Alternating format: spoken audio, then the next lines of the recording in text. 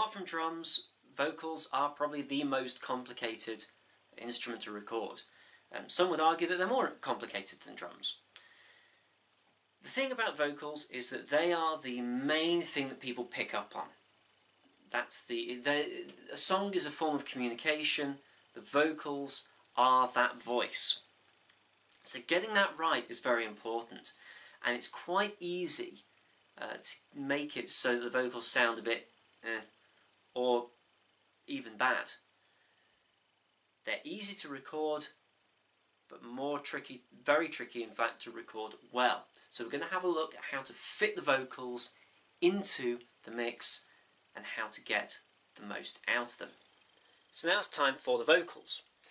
I've put the condenser mic in the corner between these bookshelves and padded them out with cushions so that it will deaden the sound. Basically, I'm going to sing into here and it's going to absorb any echoes around and give the best quality sound.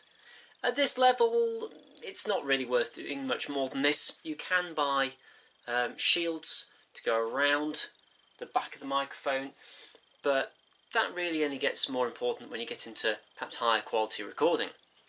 There are lots and lots of tips out there for how to improve the quality of your vocals, but simplifying it down to cutting out any kind of extra reverb and improving the quality by warming up your vocals beforehand, learning the lyrics in advance. Doesn't matter if you've got the lyrics on the sheet, but learn them in advance as well, and also not doing too many tracks in one day will make a big difference to the quality of your voice. So, as before, I've set the preamp up so that it's staying below 0. I'm going to sing, add the vocals onto the track, and when the vocals are done, that'll mean that we can get on to the equalization. Everybody's looking through the crosshairs, and they're not looking twice. That's looking pretty good now. The waveform is within the envelope again. That's the vocals on this track done now.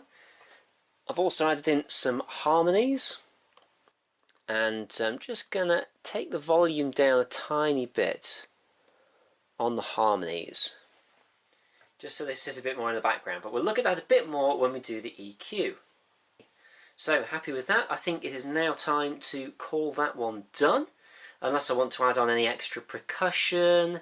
So what I need to do is put it away, come back to it tomorrow, and have a listen back to it. I'm not going to listen to it now, because my ears will be tired, basically. So the best thing to do is to put it aside, wait for tomorrow, and we'll start equalizing, mastering, changing volumes, and all of that. Top tips for singers.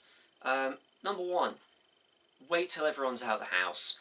You'll feel self-conscious otherwise, and then you'll get tense, and then you won't sing as well, and you'll get frustrated, and you'll get more tense, and you won't sing as well. So just wait till everyone's out of the house, then do your singing.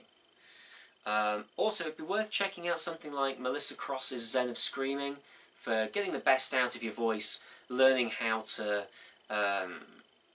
hear yourself in your head without needing monitors, because you might not be able to hear yourself as you're singing when you're recording.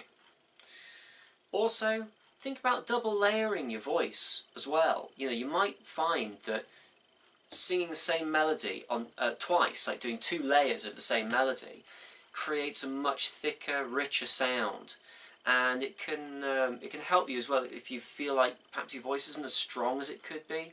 Dave Grohl on the first Foo Fighters album, I think he had 4 layers of voice in there, and you know how powerful his voice is. So don't be afraid to do it. And if you've got loud bits and quiet bits, move closer to the microphone for the quiet bits. You may need to just move your mouth slightly aside so that you don't pick up the P's and the S's, the P's sounds. But if you've got loud bits, don't be afraid to just move back from the microphone a little bit. Helps to keep the volume regular, and it'll make producing much more easy. So we've had a look at some vocal recording tips and techniques in this video. We've now got drums, bass, melody instruments, vocals. We've got all the layers now. So, next video is going to be putting them all together and producing them into something that is worth putting onto a record. Thanks very much for watching. See you next time.